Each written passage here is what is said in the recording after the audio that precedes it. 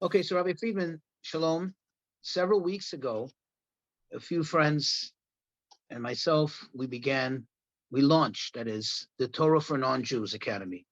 And the goal of it is to share and teach the ideals of a meaningful and purposeful life based on the teachings of the Torah. And several questions came up along the way. And the truth is, the first question I'd like to ask, but I think I'll give the answer. First question is, why am I asking you these questions? In other words, why you? Why did I put you on the spot to answer these questions? Well, of course, obviously, because you're the best candidate, but especially connected to this project, I think the answer is because you're the one who really is the catalyst for us getting this off the ground. Although we're going from bottom up, and it's going to take some time to really develop and evolve. However, you're the one who encouraged us a little over a month ago when we met, and you gave us really that push. And in fact, the name of this academy is holy because of what you told us, you advised us. So therefore, I figured the right person to ask is you, these questions to clarify for us, to give us a really good direction. Okay. Okay, so over 3,300 years ago, God revealed himself on Mount Sinai. And he spoke. He spoke to the people who were there. And what did he tell them? He told them the 10 Commandments. Now, many religions claim that these 10 Commandments belong to them or that they're part of it. And I just need some clarity. What is it? Because people tell me, Rabbi, I keep the 10 Commandments, I follow the 10 Commandments, and I tell them, no, it belongs to Jews. So then who does it belong to? Whose is it? Who does it belong to? I mean, belong to me. Who's obligated to follow them? Whose are they? Who was it given to? Well, Who's the intended recipient? actually, belonging is not a bad word because it's an inheritance. Obviously, if you inherit something, it belongs to you. If you can pass it on to your children, then obviously it belongs to you. No, it is very, very clear that the Ten Commandments are addressed to the Jewish people exclusively because the first of the Ten Commandments is, I am God your God who took you out of Egypt. So it's not addressing the Egyptians.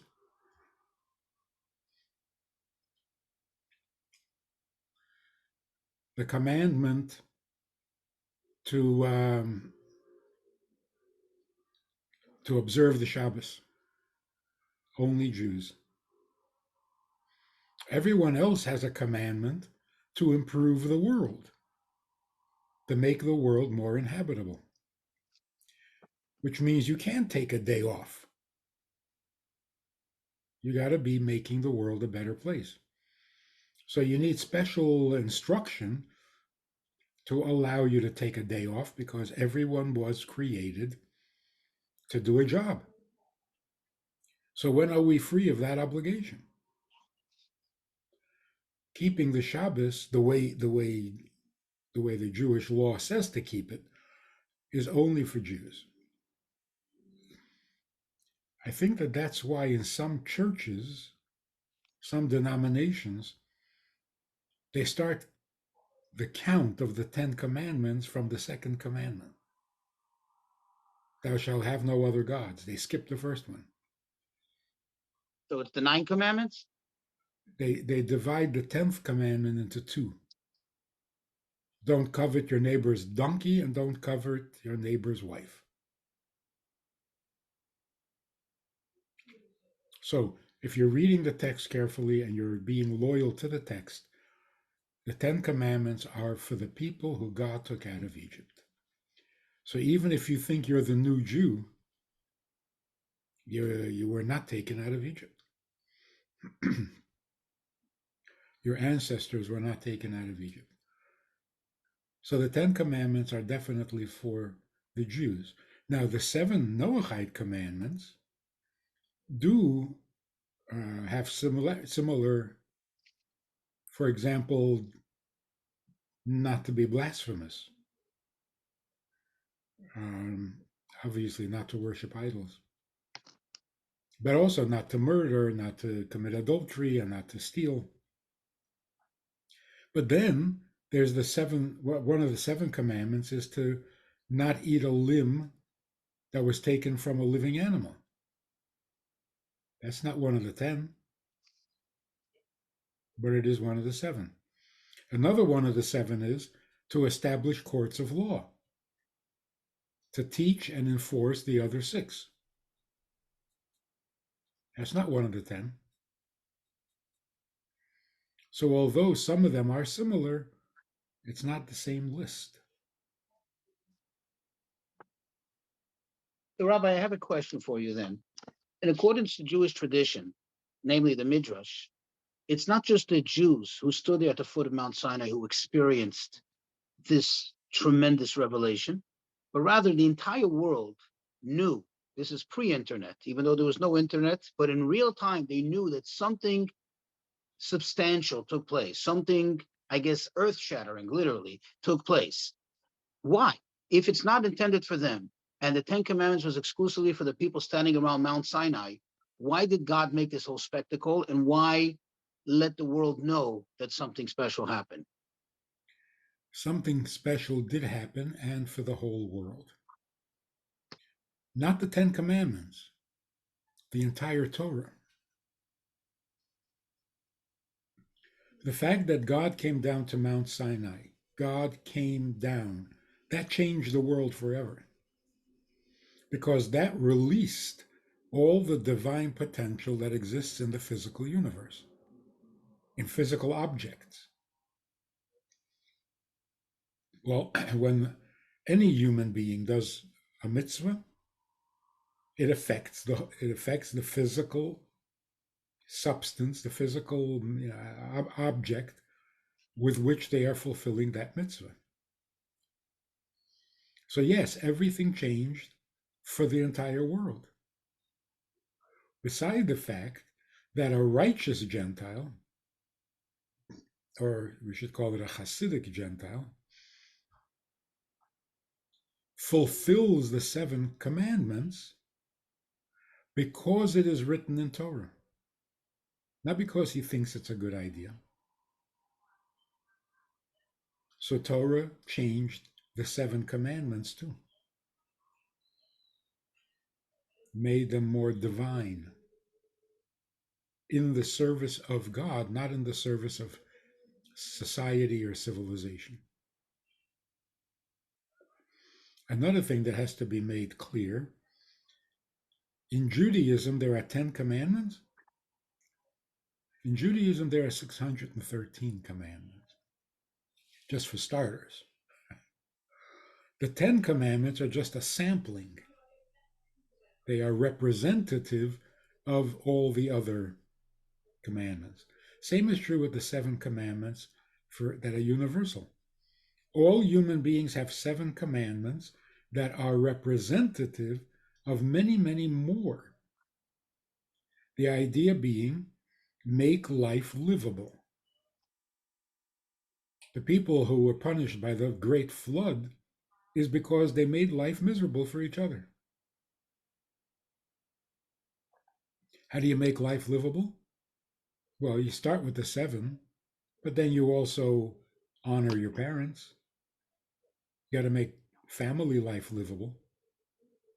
You also have to be married and loyal to your marriage, just for making life livable. You also have to have 2 witnesses before you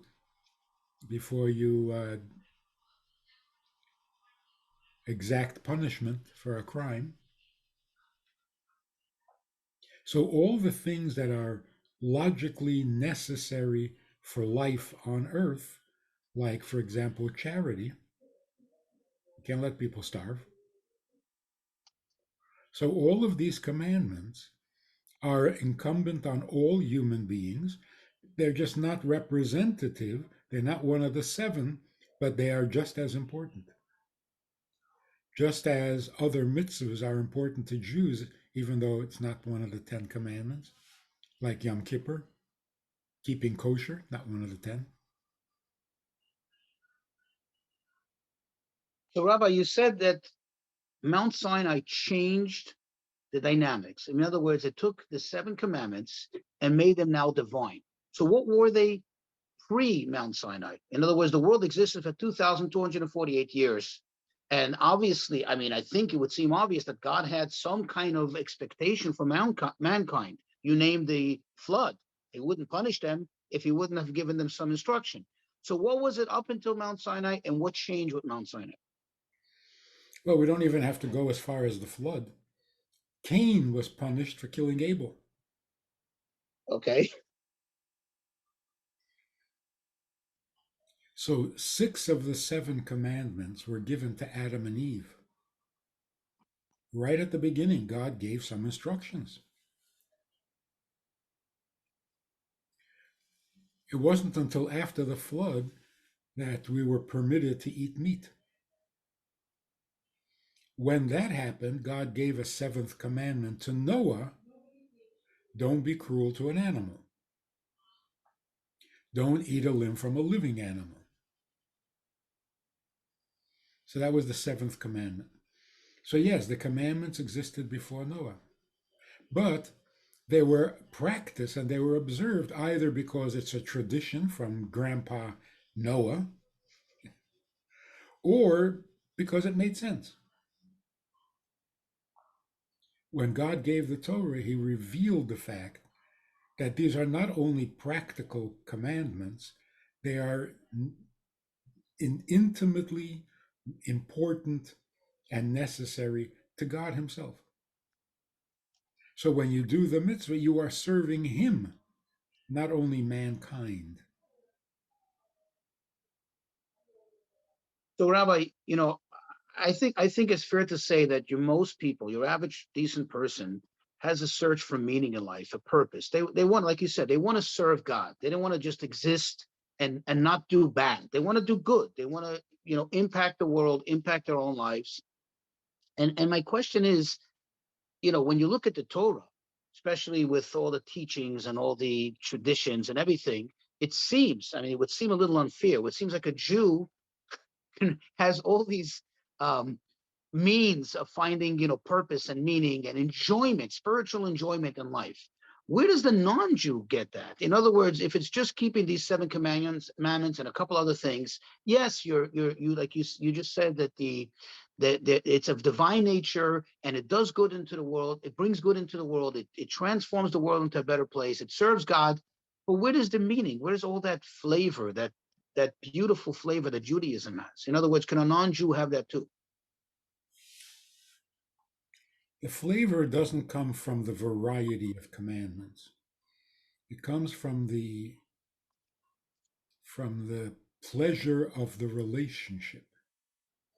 Knowing that I am serving God to my fullest capacity. In other words, exactly what he needs from me. Because if I make up stuff, I'm not serving him, I'm just annoying him. So if this serves his purpose, and I can be purely devoted to his service, that's the flavor. It's the pleasure of the service. How many different a variety of services? That's, like 32 flavors of ice cream? No. Um, every human being who is keeping the 7 Noahide laws, which actually means about 300 commandments, has a very full and satisfying relationship with God if they look for that relationship. That's what I'm saying, that if you're doing it simply because that's how society works, you can't have everybody carrying guns and shooting it out every time they get upset. Well, then there is no real flavor. There's no pleasure in it. But if you're doing it in the awareness that this serves the desire and the pleasure of the Creator, now you've got a real relationship going. So how many ways do I love you? Let me count. So, Rabbi, if I may, without without stretching this out too much, but what comes to mind, I'm thinking a Jew. Doesn't matter, regardless of what tier of observance they're on and what level of spirituality they're on, but every Jew at some point it has that, I want to say that electrical feeling. Let's say Yom Kippur. No Jew comes to a shul, on the synagogue, call a temple, whatever it is on Yom Kippur, and doesn't feel something. Something. There's a moment when you feel something electrifying, or sitting down for the Seder. It's not just a family event. You feel something, whatever it is you feel, on whatever level. But obviously, somebody who's of more esoteric awareness and a greater Kabbalist will feel it more. Where does the non-Jew get it? Do you have, like? Can you please, if I may, can you offer some example? Where a non-Jew can feel that connection to God and say, okay, this is it. If I do this, I feel that spiritual connection. It's a very good question. What rituals are universal for all people to get that pleasure from, that excitement? The seven commandments don't really produce ritual or holidays. That's true. So you got to go beyond the seven. Should every human being celebrate Rosh Hashanah, the Jewish New Year? Yes, it's the new year, which is the anniversary of creation. It's not a Jewish event. So celebrating Rosh Hashanah, praying when things go good, a Thanksgiving prayer, praying when things are not so good. These are moments and opportunities for very real emotional bonding with your Creator. People can develop different customs. Like in some religions, you pray 3 times a day. In some religions, 5 times a day. Other religions, once a week, or at every opportunity. Those different customs develop naturally, organically in different people, depending on their spiritual style. And that's beautiful. The main thing is the relationship is real. And the reason it's real is because it's a two-way relationship. Of course, God does for us, but we do for Him. That, I think, is the most unknown or underappreciated aspect of all religion. Are you serving Him, or are you just taking from Him and being very polite and thanking Him?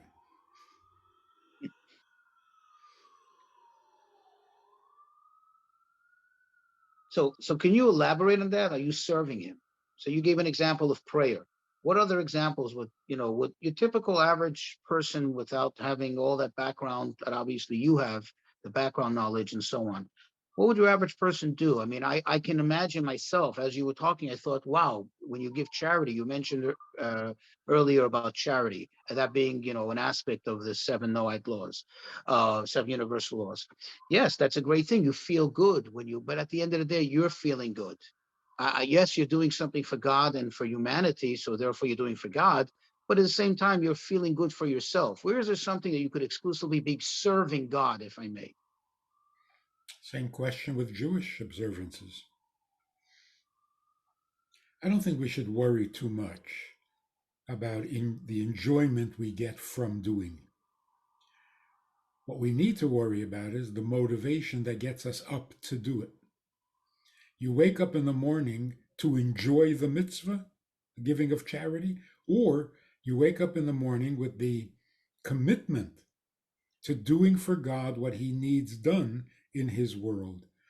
If after you do it, you feel good about it, enjoy.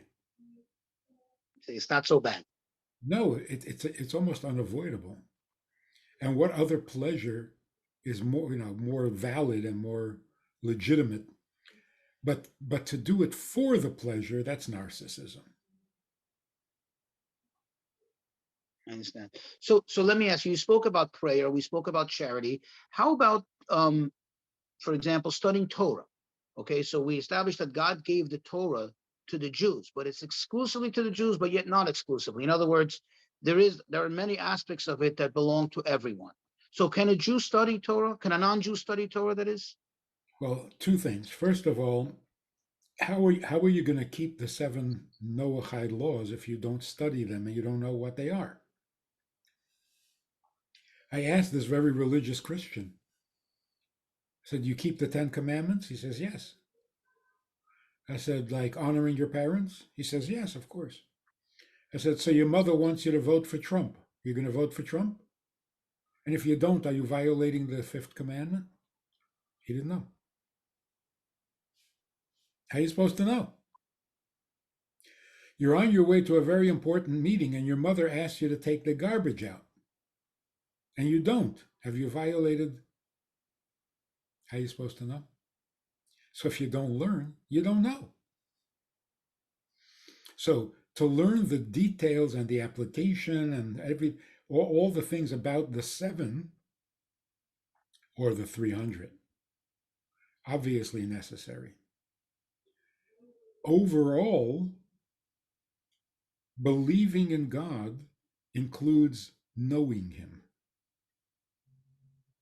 So studying in order to know God, that's universal. How can you really, truly believe in Him and truly serve Him when you have no idea who He is?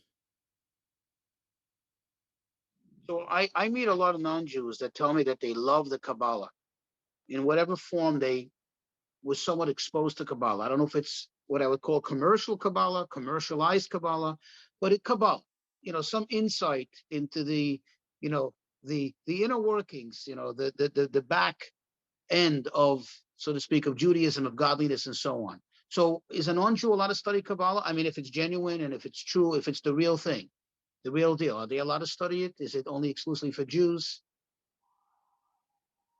I mean, if it's being studied because it's exotic, no, nobody should do that. But if you're studying it in order to understand God better, absolutely. Absolutely. So the Rebbe mentioned a number of times that the second part of Tanya, Sha'ar Yichud Ve'emunah, is a necessary study, a necessary knowledge for all human beings. How God relates to the world is crucial. You got to know that. You got to understand that. And that's got to become very clear, because then you see the world differently, you see God differently, and you understand your place in all of this differently. So Rabbi Friedman, you mentioned the Rebbe, right? The Lubavitcher Rebbe. I think it's obvious and it's no secret, and especially in the conversation we had a little over a month ago, which you encouraged us to go forward with this. We spoke about the Rebbe and his vision about teaching us, the Jews, that is, teaching the world what they have to know about the observance of their laws, and like we said, their connection to God and appreciation of life, that spiritual life. My question is, if this indeed is an ideal that a Jew should follow, namely to teach the non-Jews, how come we don't find it throughout the generations? I mean, it's almost unheard of that a Jewish rabbi, dedicated some of his time and efforts to teach non-Jews. At best, they were trying to do the best they can to teach their own. So why now?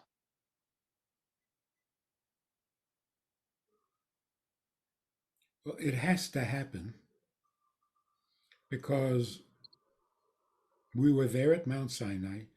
We preserved God's word carefully. So anyone who wants to know what God is expecting of him or her, the only way to find out is through the Torah, which we're carrying through the ages, So there is no other option. It hasn't happened in the past because people were not willing to hear. They certainly weren't asking. Every religion was militant, every religion was on the offensive. So nobody really was open to hearing what God actually said. They were busy defending their own religion. Now that's not the case anymore. Now people are open and they want to know and they're ready to learn. And we were never allowed to treat the Torah as if it belongs to us.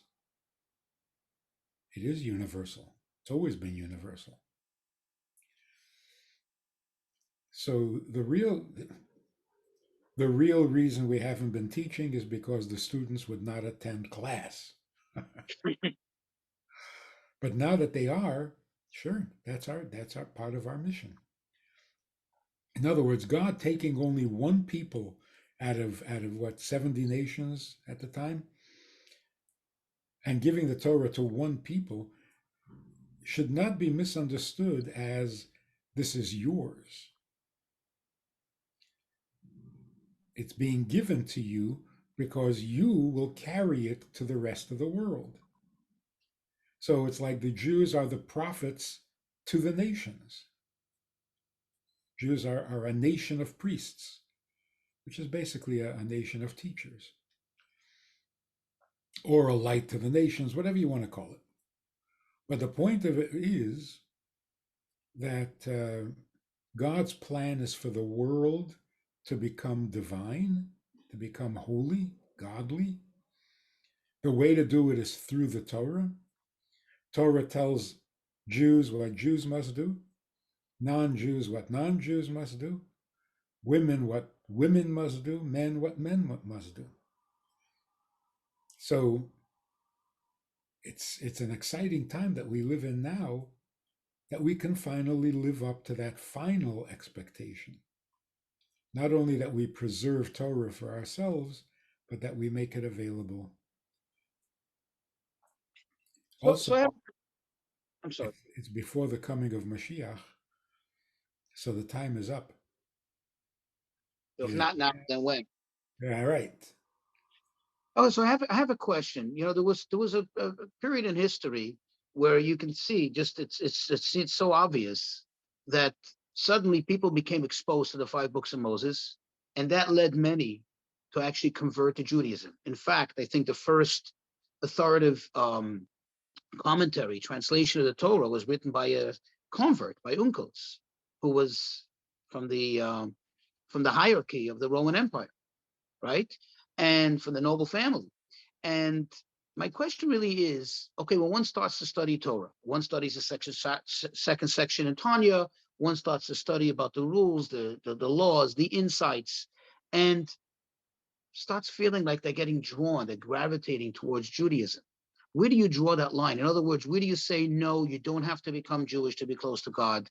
I just want you to make, if you can please make that argument clear and state it in a non-negotiable way to give us a clarity that you don't have to become Jewish, yet you can be fully in line and connected, in line with and connected to God while studying Torah. The way to connect to God is Torah. That's why you're calling your organization Torah for non-Jews, not Judaism for non-Jews. Judaism, as the word itself implies, is for Jews. You're not encouraging Judaism for non-Jews. But Torah is addressing the world. Everybody has to find what applies to them and what was addressed to them. But as teachers, we have to make sure that that happens.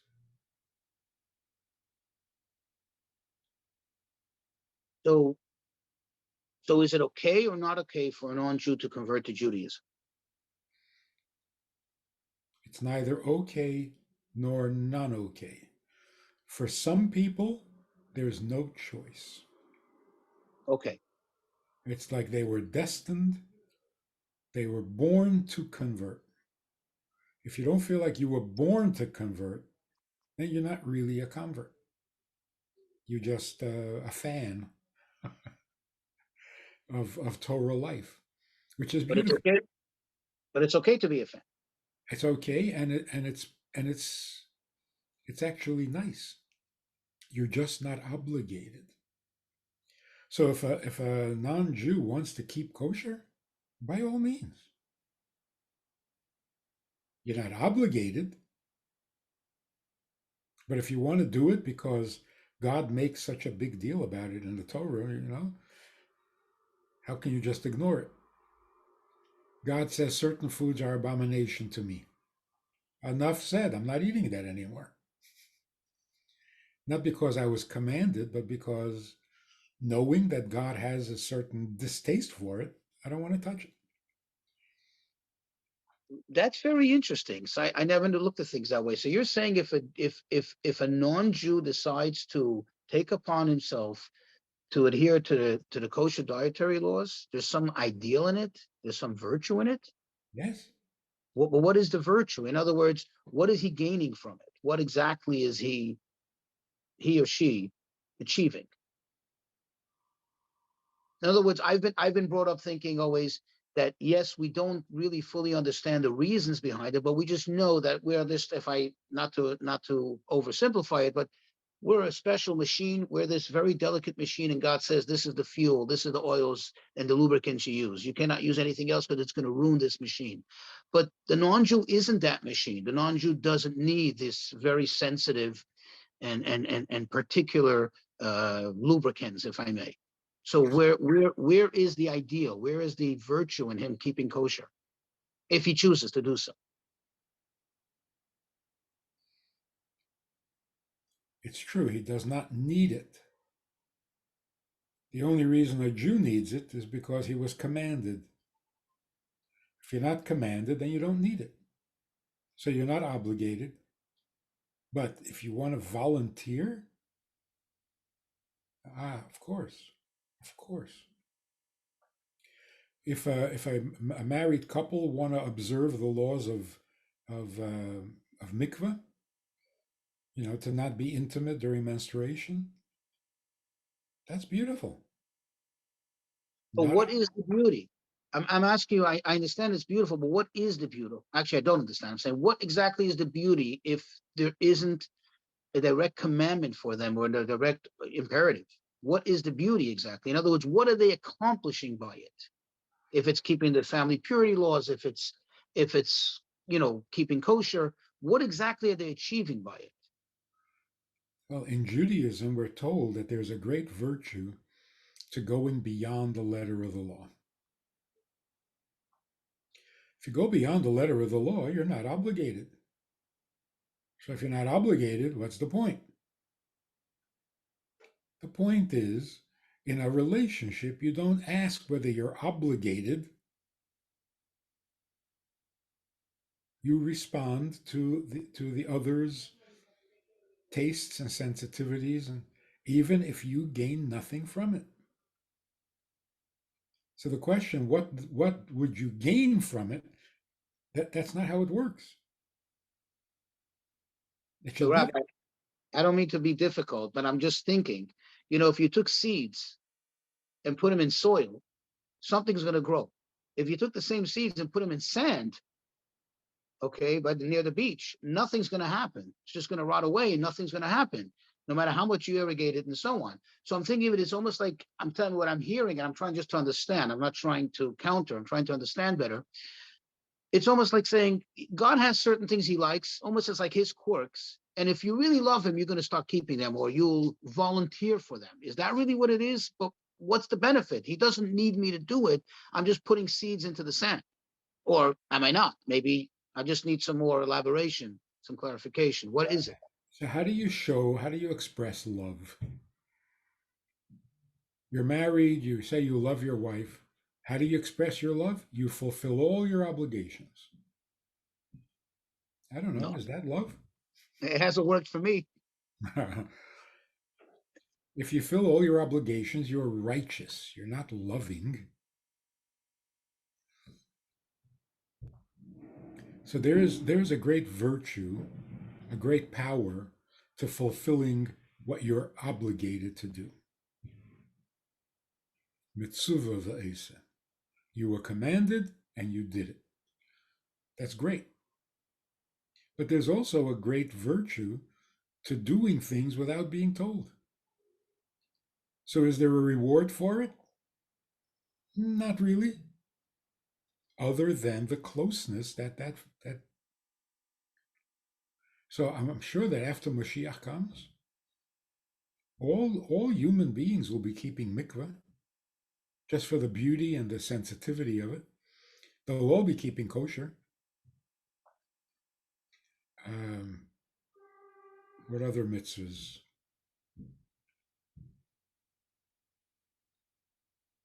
Learning, praying. These are all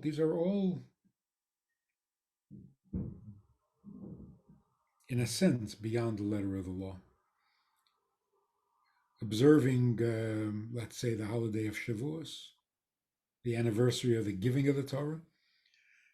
If seven commandments are coming from the Torah, then why shouldn't everybody celebrate the anniversary of their introduction to God or God's introduction to them? So yeah, every mitzvah can be observed by non-Jews as long as they don't claim that they're obligated, except for keeping Shabbos, because you already have a commandment to be productive. So, Rabbi, you're starting to fill up the calendar. So far, you said Rosh Hashanah, which is yes, the birthday of mankind. Shavuot, the anniversary of Mount Sinai, the giving of the Torah. But I have a question about the Shabbat. Just an interesting question. You mentioned earlier in the conversation that a Jew is not allowed to observe Shabbat. I mean, a non-Jew is not allowed to observe Shabbat. Sorry, a non-Jew. Does that mean a non-Jew cannot decide to take a couple of days of vacation and just kick back and, spend time with the family or go fishing and just spend time with us, hang out and not do work, as you said, not, actively improve the world, just relax? The way people relax and vacation, they're constantly improving the world. Like for example, on Shabbat, you would not be allowed to start a motor on your boat. So if they go on a boat and they start their motor, they have improved the world. Every invention is an improvement, and the use of those inventions is what makes life more livable, more doable, more enjoyable. So not keeping Shabbos means people should not refrain from all labor. Take a day off and relax and mow the lawn? Sure. Take 2 days off. Okay, so that gives me clarity. So I have a question just to wrap things up. I know a lot of religions talk about this going to heaven. It seems like almost people work their whole lives to go to a certain destination. Some people work 30, 40, 50 years just so they can retire. But many people, assume that they live their lives, or they're told that they live their lives in order that they can go later to heaven, whatever they're described as, whatever it's described to be. My question is, a Jew obviously has what we call olam haba, literally translated into heaven, afterlife. What does a non-Jew have? Where does a non-Jew go, especially a non-Jew who observes and has that, his or her commandments, has a relationship with God? Where do they go? What is destined for them? Well, we're told that every righteous Gentile has a portion in the world to come. But whatever the experience is in heaven, which is what we're talking about, there's a psychological component that is really crucial, indispensable. Every human being, whether you believe in heaven or hell or not, every human being wants to die with a clear conscience.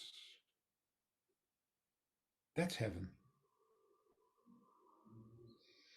Dying full of regrets, that's hell.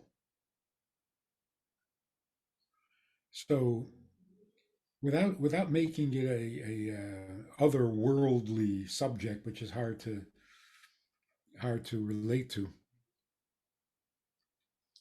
going to heaven means you die with a clear conscience. So of course your soul continues to exist, nothing just stops existing. But that conscience that exists is a clear conscience or troubled conscience. That we can relate to. Because that's not only in death, that's true every day. I would love to wake up in the morning with a clear conscience. And what is a clear conscience? Knowing that I did what I was meant to do. Otherwise, my conscience is not clear. I can be the greatest doctor and save 1,000,000 lives. If that's not what I was meant to do, my conscience is bothered because I failed. I did good, but I didn't do the thing I was meant to do. So the only way to have a clear conscience is to know that I'm doing what I was created to do. Obviously, that has to involve God, because if you don't believe in God, then who decides what you were meant to do? If you weren't created for a purpose, why does it bother you that you didn't fulfill the purpose? I think that is the greatest proof that there is a God. But the fact that people have always believed and talked about God is pretty good proof itself. To say everyone in history, for as far back as anyone can remember, believed in God and they were all misled, they were all stupid. It's easier to believe that God came down to Mount Sinai. But besides that, this conscience that we have, this constant need to know what is my purpose, why are we here, that can only come from a creator. If we hadn't been created for a purpose, where does this question come from? And it also has been universal and eternal. There was never a time and there was never a place where people weren't asking, why am I here? So if it's so natural, if it's so much a part of our primordial condition, it must be coming from the very manner in which we were created. We were created purposefully, and we sense it. So when I don't know what that purpose is, it bothers me. I mean, it's just like, how do we know people have had homes? Because they're homesick. No one would ever be homesick if there was never a home. No one would ever be looking for a purpose if, in fact, there is no purpose. Why would we torture ourselves for no reason at all?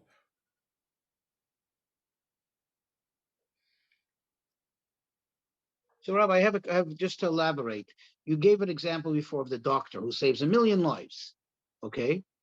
Can I make the argument that perhaps by the virtue of the fact that this is what he did his whole life and he was this doctor, maybe that's what he's meant to do?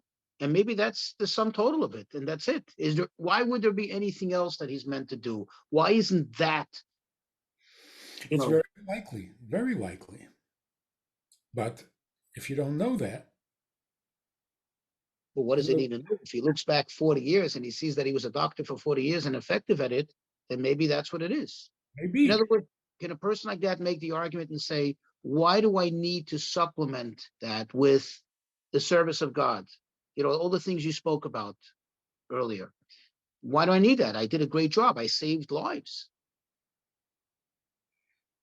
that's the amazing thing. You talk to a great doctor at the end of his career, and they're not content. They should be, right? Yeah, I did so much. Yeah. But there's some gnawing discontent. Is that what I was meant to do? I think it was, but is it? How am I supposed to know that?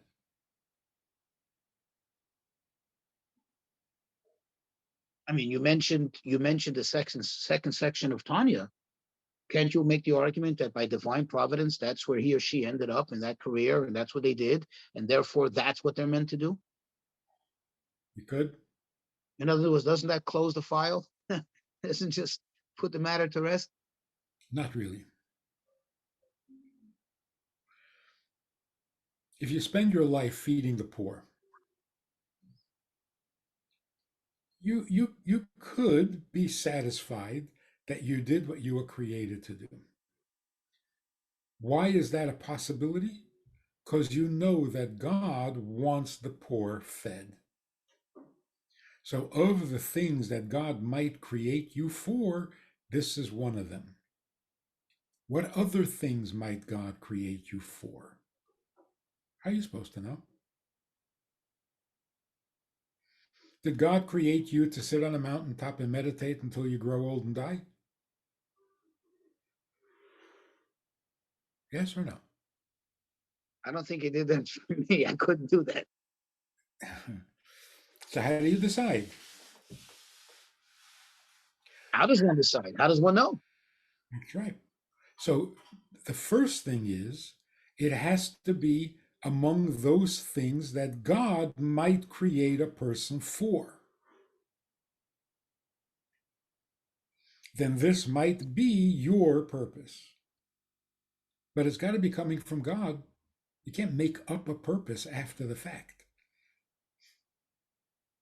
As long as I'm here, I might as well have a purpose. That's not how it works. You don't build a car and then think, what is its purpose? The purpose drives the creation. So God created you with a purpose, and that's why you are what you are.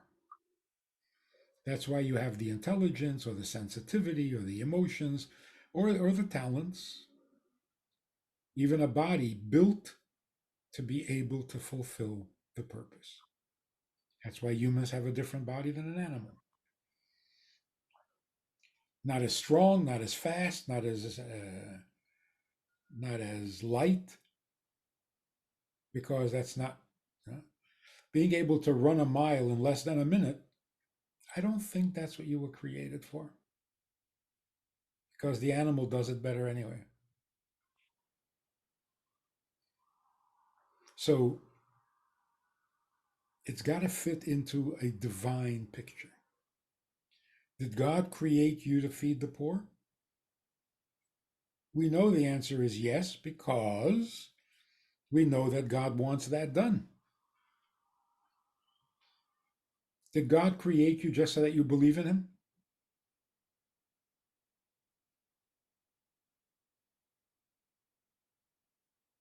No. For that, you don't need a body. A soul believes in God much better without a body. So it doesn't explain the creation at all. And that's why, too spiritual or exclusively spiritual is nowhere in God's plan, because it doesn't explain the body. So the very impressive meditative disciplines, you shut your body down and you meditate for hours or weeks or months. Is that why your body was created? Just to be silenced and shut down? So you see, that's not a possible purpose.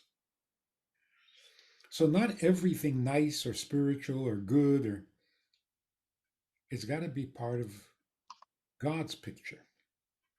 Being a doctor, definitely qualified.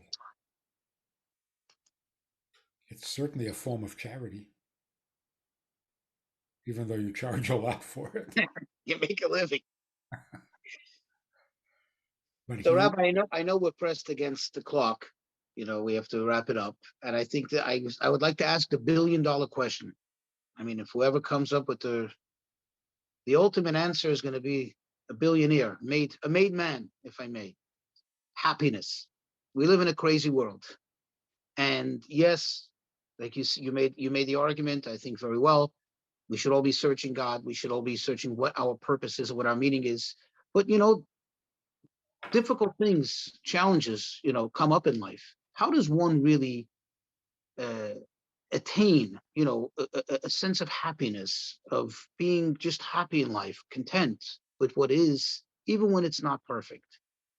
And my second part to that question is that also part of what one needs to do to work towards in order to be better connected to God? Yeah, making life livable means making life enjoyable. But I can't make everything. Things happen to me. There are Right, circumstances which are beyond my control. right. We can't do the job by ourselves. Obviously, God has to pitch in. We're partners with God. We're not taking over for Him. So, creating a life that produces joy is definitely the right, but why think only of yourself? If you can create a life for others that brings joy to others, isn't that even better? And it's so much easier to do for others, so much more enjoyable. And that's why serving God with joy is really the only way to serve. If I'm doing it for myself, sounds really, a little selfish, self serving, but there's no joy in it. If I have to make lunch for me, it's tedious. I open a can enough. I don't. But if you're coming over for lunch, it's a party. Now I enjoy preparing the meal. Doing for others is much more enjoyable. So if you're looking for joy in your life, don't focus on yourself. You're going to get depressed. So here's really the pursuit of happiness is not a healthy plan. If you pursue happiness, it runs away. What you do is you live your life more enthusiastically. That's doable. It's like if somebody comes in, you need to be more happy. Okay, what do you want me to do? Be happy. So what am I supposed to do? The harder I try, the more miserable I'm going to get. So you can't just be happy. You can serve God happily. Why? Because if you do it with enthusiasm, meaning you just put a little more energy into it, that can lead to happiness. But how do you get more enthusiastic? For that, you have to feel grateful. If you're feeling grateful, then you are more enthusiastic. If you're more enthusiastic, then the joy comes. But you can't run after joy. You can't squeeze joy out of life. How do I become more grateful? See, it's got to be doable. These very pretty words. Let's all be happy. Let's all love each other. Yeah, let's get real. So, in order to be happy, you have to be enthusiastic. In order to be enthusiastic, you have to feel grateful. In order to feel grateful, you have to recognize that you did not earn what you have. Life is for free, it's a gift. When you feel like you got more than you deserve, there's gratitude. If you worked for an hour and got paid for an hour, you're not grateful. That's Right. just justice. In other words, if you worked for an hour and they didn't pay you for an hour, Would you be unhappy? No. You would be outraged because it's an injustice. So when you do get paid, well, that's justice. But if you work for an hour and get paid for 2 hours, now you're grateful. So people who think that life just happens and there's no one to be grateful to, they're never really going to be happy. People who are so spoiled that they think everything they have, they deserve to have, they'll never be happy. Narcissists are not happy people. You would think you're so devoted to yourself, you're so wrapped up in yourself, you're so loving yourself. Why are you not happy? That actually takes you in the opposite direction. So don't work on being happy. Work on doing what you're doing with more enthusiasm. And to be more enthusiastic, feel grateful in the realization that nothing we have is deserved, beginning with life. You don't do anything to deserve being born. You don't do anything to deserve growing up healthy, somewhat healthy.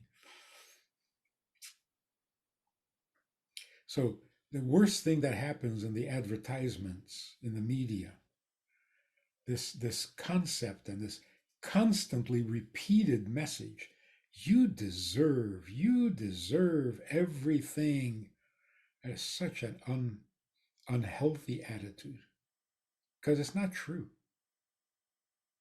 Every child deserves an education. No. What do they do to deserve?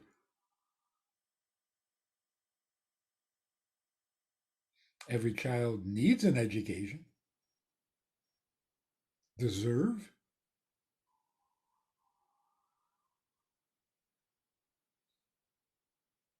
Yeah. I've never heard parents wake kids up in the morning and say, "Get up, you'll be late for school and you deserve to go to school." Well, you don't deserve. You get up and go.